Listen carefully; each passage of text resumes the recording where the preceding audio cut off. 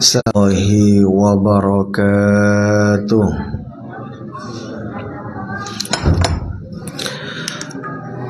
Bismillahirrahmanirrahim. Alhamdulillahi rabbil alamin. Wa bihi nasta'in wa ala umuri dunya waddin. Wassalatu wassalamu ala asrafil anbiya'i wal mursalin. Sayyidina wa habibina wa syafi'ina wa qurrati a'yunina wa maulana Muhammadin wa ala alihi wa sahbihi ajma'in. Subhanaka la ilma lana illa ma'allamtana innaka antal alimul hakim. Rabbi shrah li sadri wa yassir li amri wahlul 'uqdatam min lisani yafqahu qawli bi rahmatika ya arhamar rahimin. La haula wa la quwwata illa billahil aliyyil azim. Amma ba'd. Yang saya hormati jajaran Dewan Takmir Surau As-Sakinah, para asatid wal asatidzah, dan para yang ditetuakan, yang disepuhkan di Kampung Kuang ini, para bapak, para ibu rahimakumullah. Alhamdulillah summa alhamdulillah. Perkenankan untuk memperkenalkan diri, nama saya Abdul Karim dari Surabaya.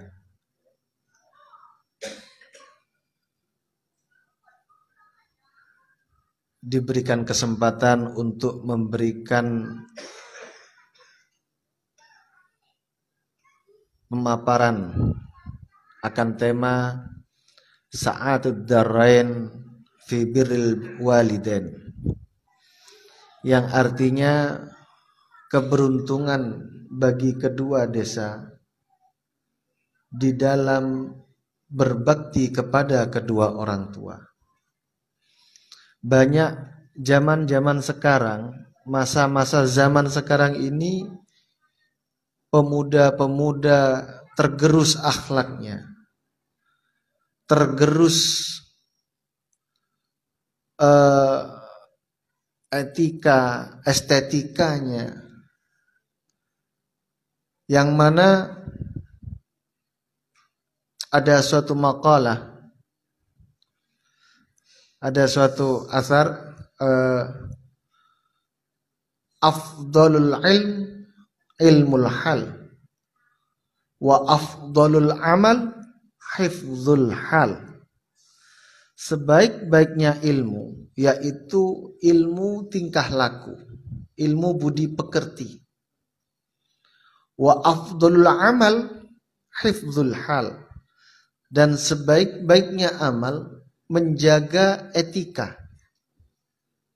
Walaupun orangnya pintarnya seperti apa, bila dia tidak mempunyai etika, tidak mempunyai akhlakul karimah, maka orang tersebut tidak akan dihargai di hadapan masyarakat. Maka jangan sampai kita sebagai orang tua hanya menitipkan anak-anak kita kepada guru-guru. Sepatutnya anak di masa kecil itu adalah anak di masa-masa golden age, masa-masa keemasan. Butuh bimbingan dari orang tua. Orang tuanya sibuk, sesibuk apapun, tetap orang tua adalah guru yang utama. Contoh, tidak payah pakai kitab, pakai buku untuk mengajarkan anak. Orang-orang tua terdahulu, bila anak kecil kita, budak-budak putra-putri kita makan sambil berjalan, kisah nasihati, wahai anakku, jangan makan berjalan. Jangan makan berdiri. Seperti halnya seperti sapi. Atau zaman sekarang anak budak-budak kecil kalau salaman sama orang tua berangkat ke sekolah ciumnya bukan pakai hidung tapi pakai pipi. Itu sudah berlaku kah masa zaman sekarang? Nah, hal semacam itu yang menjadikan anak ini tidak beretika. Padahal dulu, orang-orang dulu mencium anaknya di depan tetangganya, mencium anaknya di depan sanak-sanak saudaranya. Ada rasa kebanggaan. Sedangkan anak sekarang mencium orang tua mempunyai rasa malu. Padahal itu perkara yang benar. Rasulullah Sallallahu Alaihi Wasallam pernah bersabda, Man nadhara li abawain nadhral rahmatin katabahullah hajjan mabrur. Barang siapa yang melihat kedua orang tuanya dengan rasa kasih sayang, dengan rasa iba yang sangat menyentuh dalam hati, ya Allah, orang tuaku yang sudah tua ini, berikan rahmat-Mu ya Allah kepada mereka. Tersentuh hatinya. Katabahullah. Bukan katabahul malaikah, tapi Allah lah yang mencatat langsung. Maka anak yang tersebut itu mendapatkan pahala seperti orang yang haji mabrur. Apalagi mencium orang tua. Maka orang tua itu sepatutnya selayaknya pegang tangan anaknya. Sini cium bapak nak. Sini cium ibu nak. Harus ada. Dibiasakan sampai dewasa. Dibiasakan untuk mencium dirinya. Agar anak tersebut akan mendapatkan maghfirah dari Allah. Tidak harus pas anak yang pegang anak. Sini cium bapak. Cium ibu. Sebelum kau berangkat bekerja, sini cium bapak. Ada kalanya setan itu, siasahnya Masya Allah. Dibuat anak malu. Dibuat orang tua lupa. Ingin mempunyai anak sukses. Ingin mempunyai anak-anak yang beruntung. Tak sadar bahwasanya keberuntungan seorang anak melalui dirinya sebagai orang tuanya.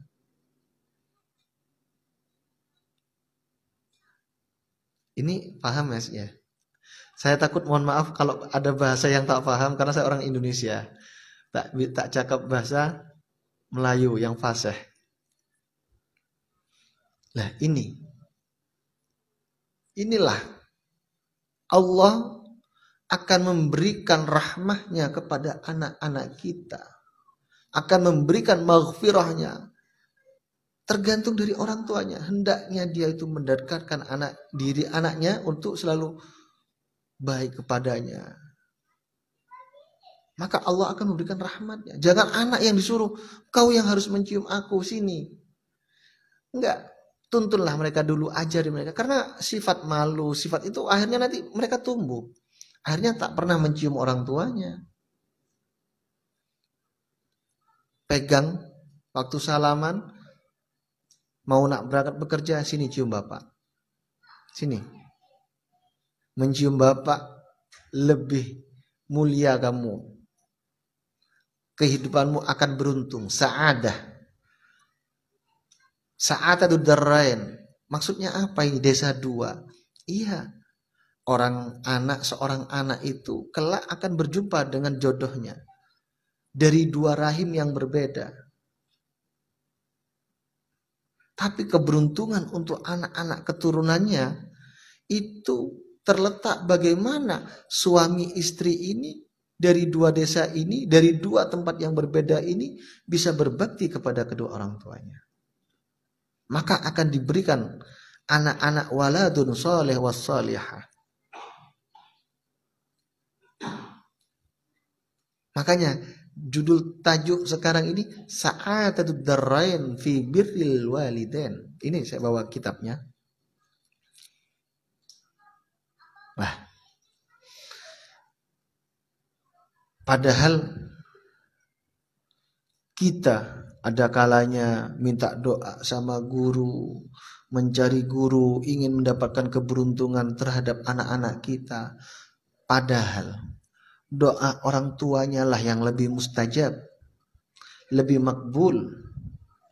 Walau tak pakai bahasa Arab, yang namanya isi kandungan, yang namanya isinya dalam hati, pasti akan laisa satirin, laisa hijab.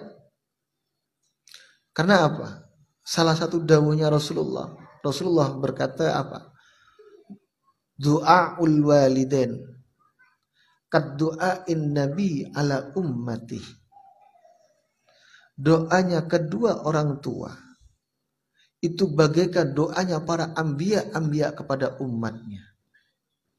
Tak ada hijab. Makanya walau tak biasa bahasa Arab, bahasa Melayu, Allah Maha tahu. Ini. Karena apa? Karena kenapa dititik tekankan seorang anak wajib berbakti kepada kedua orang tua. Ini bukan perintahnya Rasulullah, enggak. Tapi langsung Allah lah yang memerintahkan. Wa qada rabbuka alla ta'budu illa iyyahu wa bil walidaini ihsana. Ini amar, perintahnya Allah semua dalam ayat ini. Imma yablughanna indakal kibar ahaduhuma wal au kilahuma fala takul lahuma uffin. Allah berkata, Allah berfirman, janganlah kalian menyekutukan diriku, kata Allah. Dan kepada kedua orang tua kalian berbaiklah, ihsana. Dikala imma yablughanna, dikala orang tua di masa tua-tua mereka, atau salah satunya. Biasanya bapak kita yang meninggal dulu, tinggal ibunya kita yang masih ada. Ada kalanya ibu kita sudah meninggal, tinggal bapak kita yang masih ada. Kedua-duanya atau kedua-duanya di masa tuanya. Orang tua semakin tua akan kembali seperti anak bayi lagi. Ada kalanya seorang ibu satu bisa merawat anak 10. Saya saudara, saya adik-beradik semuanya 12. Bapak satu, ibu satu, adik-beradik 12. Ibu bisa menjaga kita semua. Dikala ibu sudah tua, ada saja rasa berat mendampinginya. Ini godaan-godaan yang sangat berat. Katanya orang-orang terdahulu, bila seorang anak dekat dengan orang tua, bagaikan dia dekat dengan apa? Lampu sini? Apa lampu itu? Ini lampu. Apa nama? Lampu. Jadi apabila anak itu dekat dengan orang tua, dia itu dekat dengan lampu. Jangan memandang, akan terasa perih mata kita. Maka lihatlah ke bawah. Menunduklah. Karena dengan menunduk itu kita akan tahu mana itu ada serpian kaca, mana ada paku. Walaupun orang tuanya tidak tahu apa-apa. Kenapa? Itu bukan perintahnya Rasulullah. Ini perintahnya Allah. Kenapa? Di sini dilanjutkan ayatnya apa? Fala taqul lahuma uffin. Jangan kalian berucap kasar kepada mereka. Berkata jelek. Nah, ulama tafsir mengatakan uffin itu bukan hanya berkata tinggi kepada orang tua, enggak. Contoh, ya Abdul Karim, belikan saya di toko ini. Tapi lagi asik, lagi suka, happy lihat handphone, akhirnya iktirad. Ada rasa pembangkangan.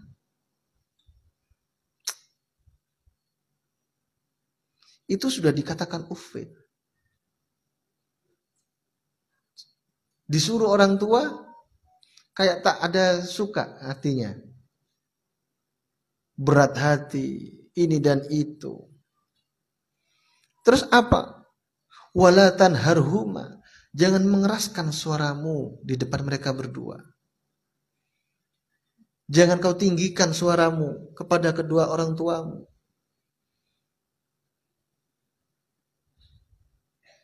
Kebanyakan seorang bawahan kalau ditelepon sama atasannya, walaupun handphone, dia akan selalu memberikan rasa hormat. Iya Pak, siapa? Siapa?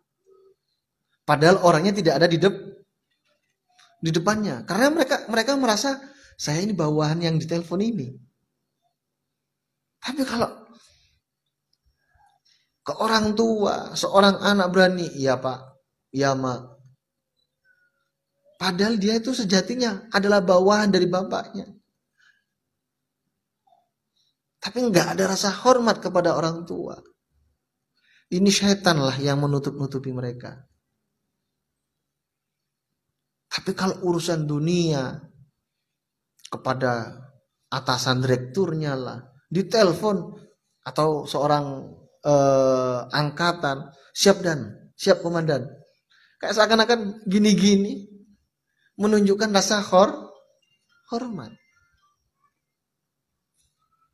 Ini tergerusnya akhlak moral zaman-zaman sekarang. Wa kullahuma qaulan karima. Maka perintahnya Allah berkali-kali di ayat ini. Wakul, dan berbicaralah kamu kepada mereka dengan apa? Qaulan karima. Ucapan yang memuliakan. Iya Bapak, iya Bapak, iya Ma. Ucapan-ucapan yang lemah lembut. Al-layyini, yang lentur, yang membahagiakan hati mereka.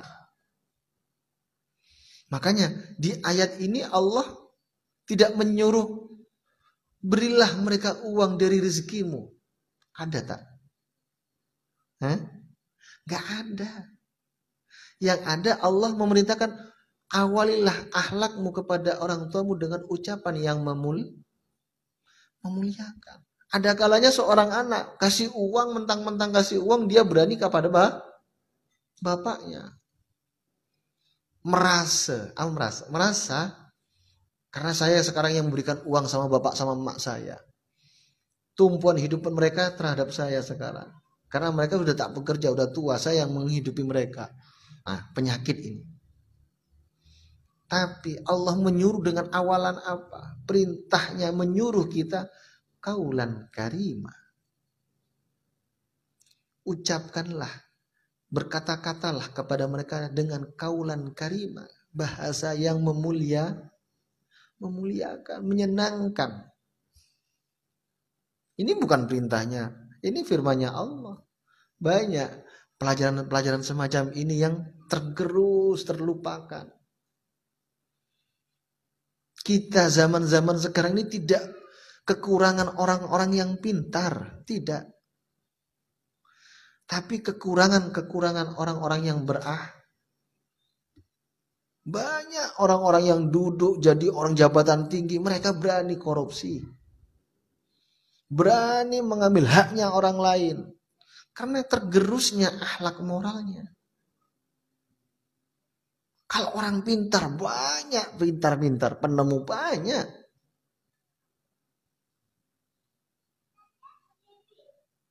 Lah ini loh. Akhirnya apa? Wahfid lahuma janahadzulli minar rahmah.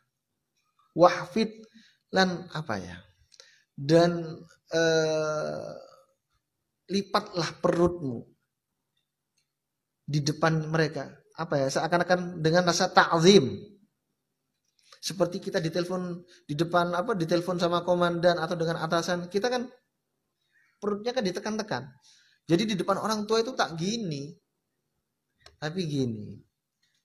Ini perintahnya Allah, sampai tata cara semacam ini Allah memberikan kepada kita di depan orang tua kita. Wahfil janahal zulli. Kalau bahasa Jawanya, lan ngandhapo sira lahuma maring waliden janahal zulli, ing lambung itu perut. Jadi menunduklah kamu di depan orang tuamu. Jangan lebarkan dadamu di depan orang tuamu. Lah ini. Sekarang banyak orang-orang tua kiranya anaknya dibiarkan berani cakap kasar, bahasanya ninggi, merajuk. Tapi tak tahu untuk mengatasi anak merajuk ini macam mana. Anak merajuk kita bisa diamkan aja. Karena apa? Kalau kita semakin dekati anak itu, mereka akan merasa orang tua kita lagi butuh kita. Padahal sebaliknya, bila anak merajuk, diamin. Udah diamin. Sampai seberapa kamu bisa merajuk? Ada kalanya kasihan. Kasihan itu ada tempatnya. Gitu loh. Sekarang anak merajuk dideketin. Orang tuanya kalah. Akhirnya anak semakin menjadi. Merasa dibutuhkan. Nah inilah. Wakul lagi. Allah langsung menyuruh lagi. Wakul. Rabbirhamhuma kama rabbayani shaghira. Allah merintah lagi. Berkali-kali amar perintahnya Allah kepada kita. Nah, caranya yang terakhir, bila orang tua sudah meninggal, terus bagaimana kita nak berbakti kepada orang tua? Oh, ada surau kat sini, ada kegiatan khataman Quran, bawa pisang, bawa kacang, bersedekah dengan niat untuk memberikan pahala kepada orang tua. Jadi banyak amal-amal yang bisa kita kirimkan walaupun orang tua sudah meninggal. Surau biar tak sepi. Nah inilah. Ramadan ada khataman Quran silakan nanti di luar siap makanan, hantar makanan. Diniatin dalam hati untuk arwah bapak yang sudah meninggal.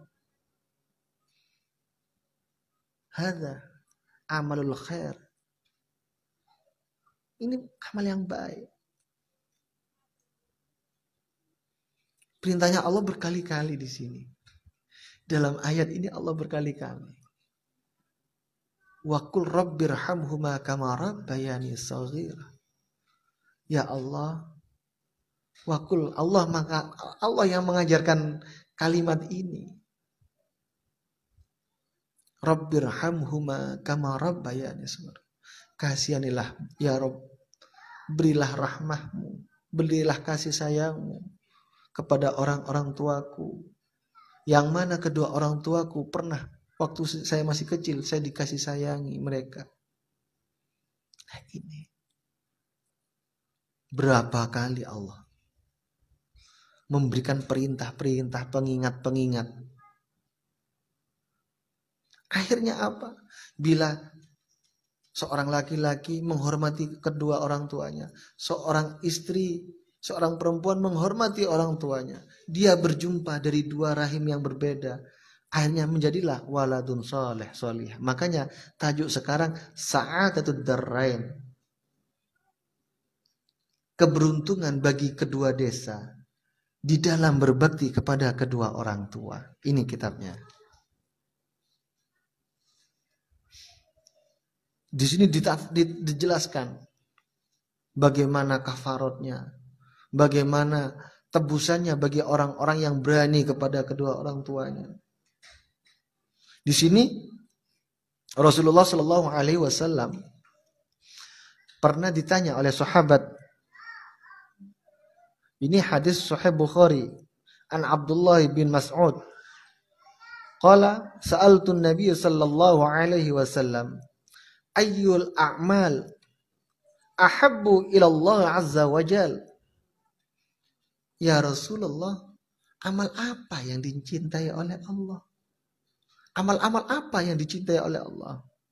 As-salatu ala waqtiha.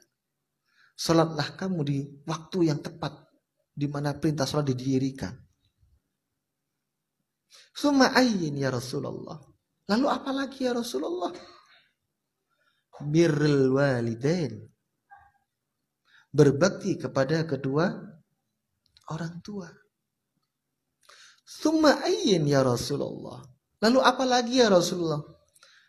Al-jihadu fi sabilillah.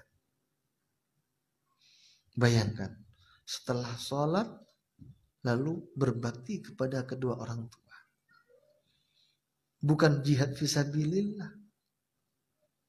Ada kalanya kita urusan ini, urusan itu, ingin ini, ingin itu, bisa kemana-mana. Ibu sudah tua, tak bisa berjalan, sudah butuh rawatan. Hanya dititipkan ke panti asuhan. Masya Allah. Ini perlu kita koreksi diri. Ingin dia hidup beruntung, ingin dia hidupnya sukses, jaya, tapi kepada kedua orang tua dia tidak bisa menghormati mereka. Bayangkan. Sampai Sayyidina Ali karamallahu wajhah pernah berkata, laisal yatim qad mata walidu. Laisal yatim qad mata walidu, walakin yatimul adab wal ilm. Tidak dikatakan seseorang budak, seorang anak kecil dikatakan yatim hanya ditinggal bapaknya meninggal. Tapi hakikatnya seseorang dikatakan yatim apabila seorang budak, seorang anak tersebut tidak mempunyai adab dan ilmu. Walaupun bapaknya sudah masih hidup, bila anaknya ucapannya tak dijaga, anggap bapaknya mati. Bahasa kasarannya seperti itu. Karena orang tua tidak bisa mendidiknya. Hakikatnya anak yatim, kata Sayyidina Ali, bukan karena bapaknya meninggal, tapi anak tersebut tidak mempunyai adab dan ilmu. Tidak mempunyai etika, tidak mempunyai estetika, cara berkata yang sopan. Inilah yang patut, yang perlu kita tekankan. Ada kalanya kita dulu tidak punya anak. Orang-orang banyak yang tidak diberikan putra, tapi ingin punya anak, cari dokter, cari apa, ingin mempunyai seorang anak. Diberi anak tapi tidak bisa amanah. Sibuk dengan cari urusan duniawiyah. Banyak anaknya terlantar. Anaknya tak terpantau. Pendidikannya macam mana. Ini padahal kekayaan investasi terbesar dalam kehidupan ialah bila anak kita sudah menjadi anak yang dibanggakan oleh Allah. Itu kesuksesan terbesar. Bukan dunia yang ada, yang kita cari, kita gapai mati-matian. Kita meninggal, Anak kita tak punya akhlak berkelahi sama saudaranya. Hanya rebutan harta kita yang kita tinggalkan. Kita di dalam kuburan dipukul sama malaikat. Lihat tuh apa yang kau cari.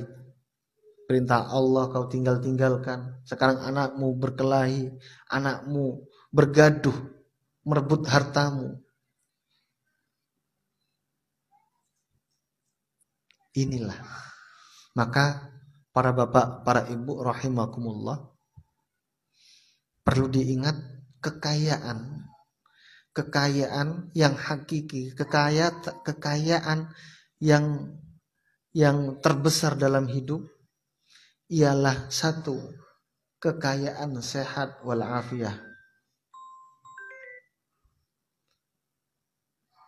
Kekayaan sehat walafiat. Yang nomor dua ialah kekayaan keluarga.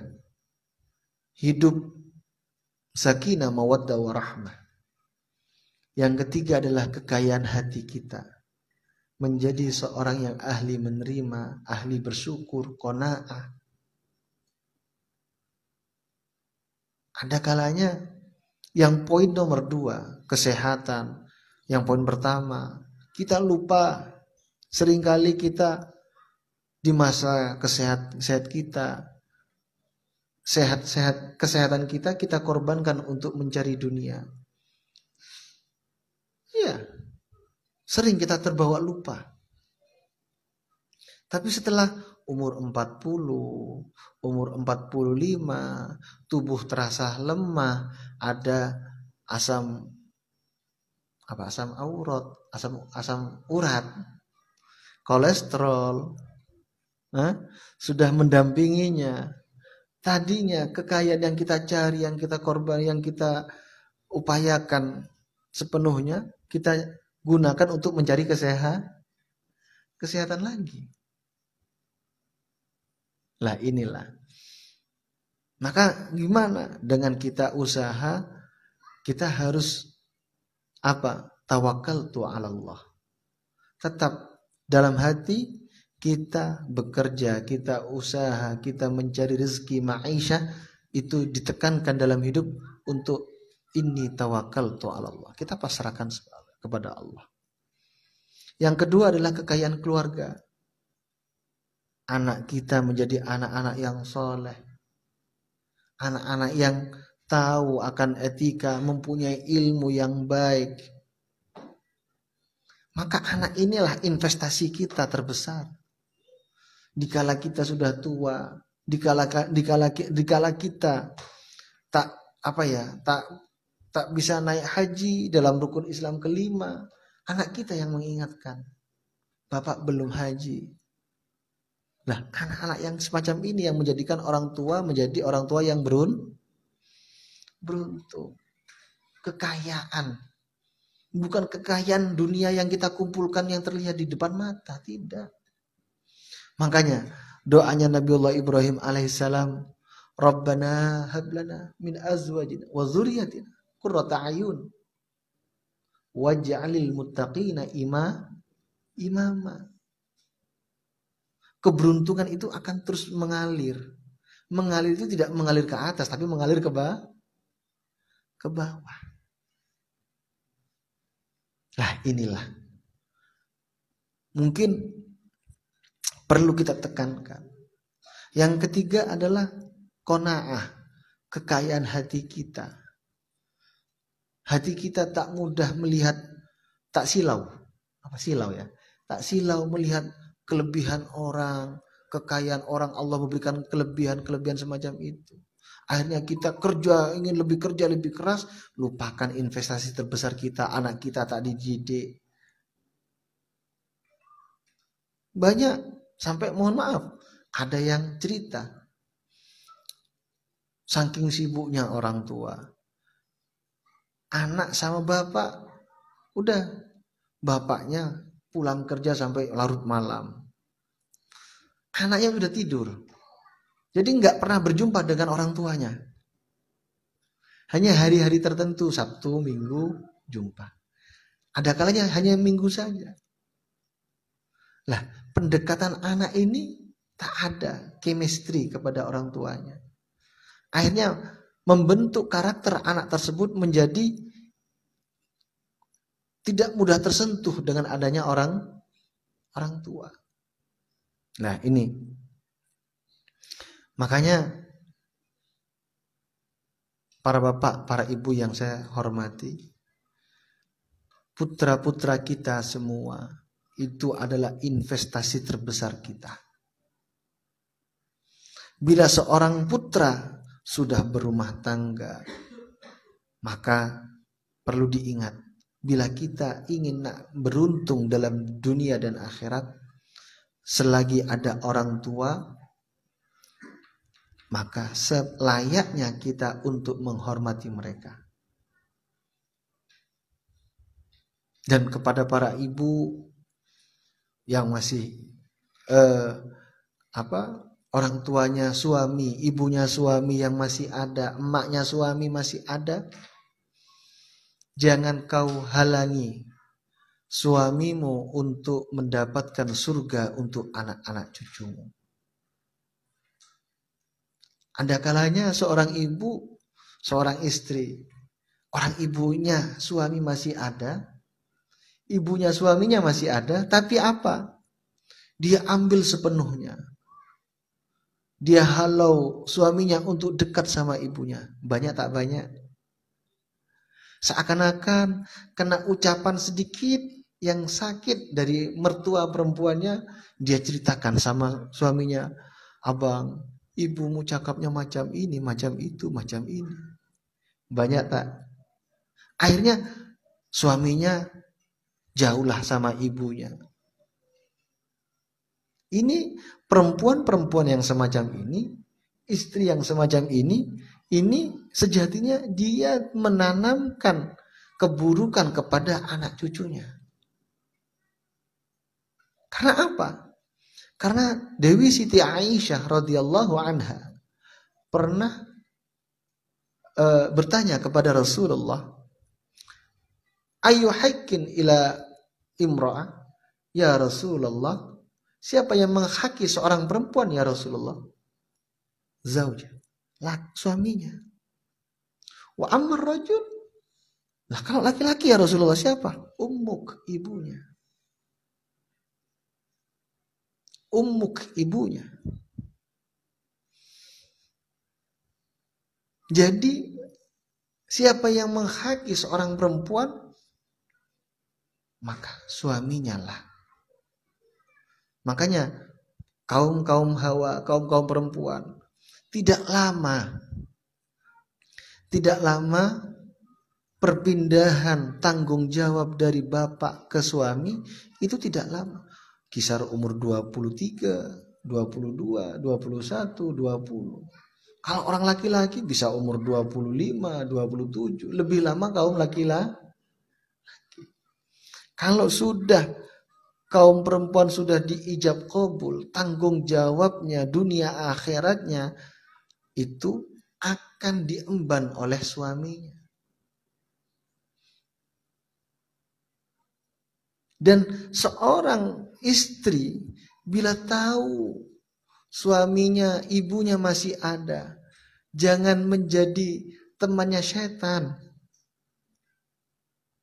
Dia harus, ibuku masih ada, ibunya suamiku masih ada. Jangan mudah berkata sesuatu yang tidak cocok dalam hatinya, tidak sesuai dengan hatinya, diceritakan kepada suami. Yang akhirnya menimbulkan suaminya jauh dari ibunya. Inilah. Ini sering. Seorang suami, ya semacam itu. Jangan mudah menyakiti hati istrinya. Bila ingin mempunyai anak keturunan yang sa'adah. Kenapa? Bila kita sering menyakiti hati istri kita, kapan hati istri kita bisa dengan leluasa bangganya mendoakan anak keturunannya? Karena doanya ibu lebih makbul daripada doanya seorang ayah. Tapi ayah suaminya selalu menyakiti hati istrinya. Ya, doanya ibunya tak masuk-masuk. Karena yang dipikir terasa tersakitin terus sama suami. Nah, seorang suami harus bijaksana dalam menyikapi hidup. Saya masih ada ibu. Makanya tugasnya seorang suami, Rasulullah pernah berkata, jangan kau bangga-banggakan istrimu di depan ibu. Contoh, mak, istriku masaknya sambalnya enak, mak. Masakannya mantap, mak. Nikmat istriku kalau bila masak, mak. Yang namanya ibu pasti punya rasa sakit, ha? Anakku muji-muji istrinya di depan. Makanya Rasulullah melarang. Tapi sebaliknya, pujilah ibumu di depan istrimu. Mak saya itu bila hari Jumat selalu bersedekah Kak Surau situ.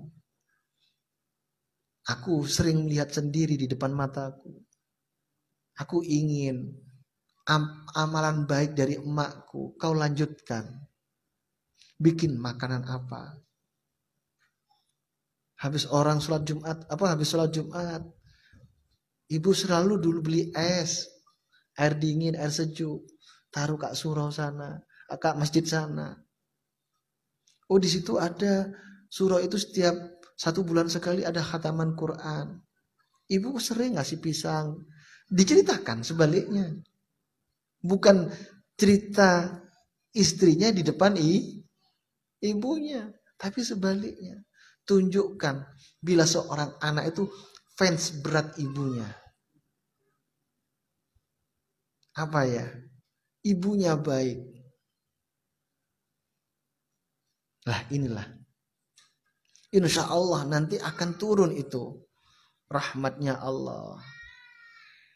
Anak akan diberikan kefutuhan, diberikan kebukaan cara berpikir, diberikan kejayaan dalam usahanya kelak. Bila orang tua sudah pandai untuk menanam-nanam kebaikan semacam itu. Bila teori sering kita dengar. Pengarahan-pengarahan dari ustadz-ustadz sering kita dengar. Cuma al-ilmu bil amal. Ilmu sedikit tapi harus dipraktekkan. Ada kalanya perpustakaan ilmu kita faham, tahu. Tapi tidak diamalkan sedikit, tidak dipraktekkan sedikit, maka lupa. Contoh, bila orang tua kita sudah meninggal, kita sering datang ke surau, ada budak-budak kecil. Kita nak bersedekah permen ke ini, kamu habis sholat nih, kasih permen.